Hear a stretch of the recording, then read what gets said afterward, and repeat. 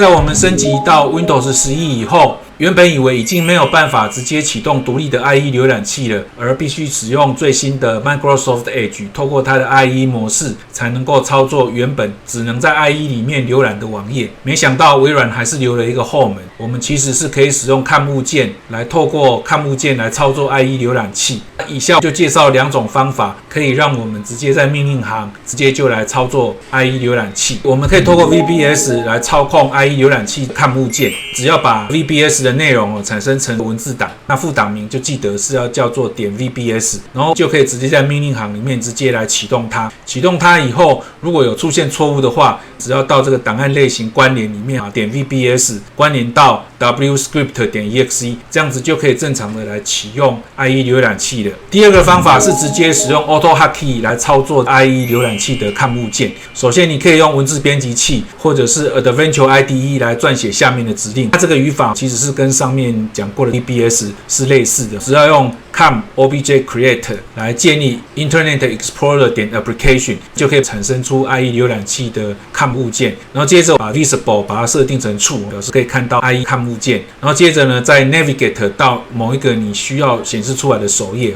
比如说，我可以把首页定义成是 about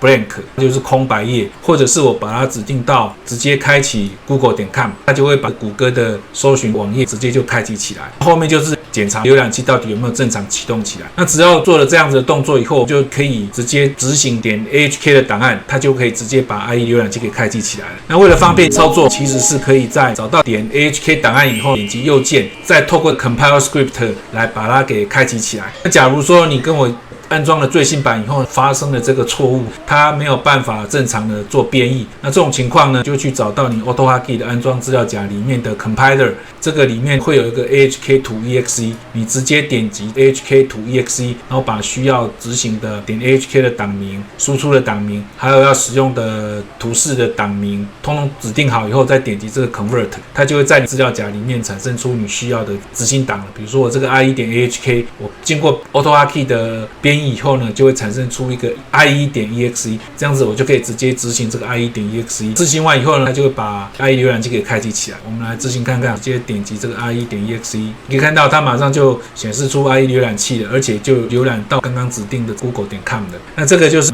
目前在 Windows 11，如果你还必须使用 IE 11的话，我们就可以用这样子的方法来启动独立执行的 IE 浏览器了。那以上就是做一个简单的介绍。如果各位需要更详细的内容说明的话，我这边有提供了2个连结，各位可以去看一下其他部落格作者他们提示的一个做法。以上介绍 IE 浏览器能够独立执行的方法，谢谢各位。